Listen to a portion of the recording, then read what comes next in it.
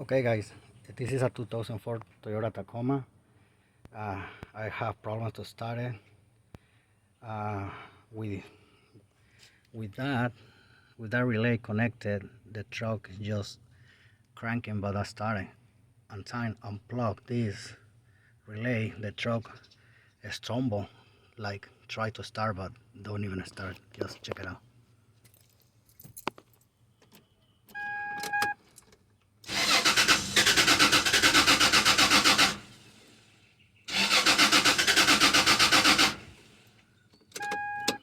Okay, you can see it right there, right? This one. Until unplug, just give me a second. Just give me a second to unplug.